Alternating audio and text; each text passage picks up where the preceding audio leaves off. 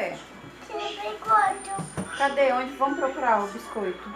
Onde que poderia estar? Na geladeira? Na geladeira? Então vamos abrir a geladeira, vai. Vamos procurar o biscoito. Tem esse biscoito aqui, ó. Pode ser? Pode ser? Aquele biscoito de casa. Quer maisena? Pode não, Rafifo. Vamos procurar o biscoito. Lá na despensa. Quem sabe vai ter o biscoito. Vamos na despensa. Isso.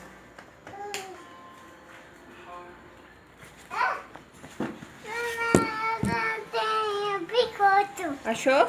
Achou? Aonde? Aqui. Então pega. Vamos.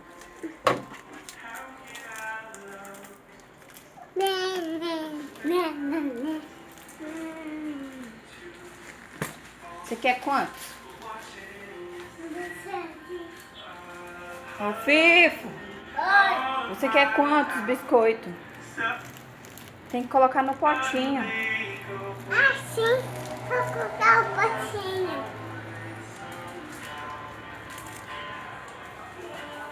Onde tem potinho? Não, velho, aqui.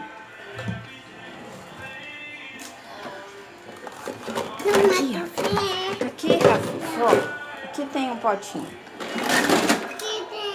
Você quer nesse? Tá bom. Nesse potinho. Vamos colocar? Eu devia achar aqui. É. Da tia Jaque? Ai, que coisa linda. Tá bom. Dá tchau pra galera aqui no celular da mamãe. Tchau, galera. Vou comer biscoito agora. Dá tchau pro Marcos. Cavaco, dele amanhã. Até amanhã. É? O que mais que você vai falar pro Marcos?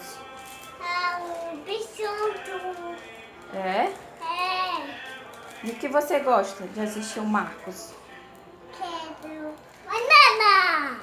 É? O que mais? Maçã. Banana e maçã? Ele come banana e maçã, é? É maçã. Você quer comer uma maçã? Dá tchau pra galera. Tchau! Tchau, Marcos!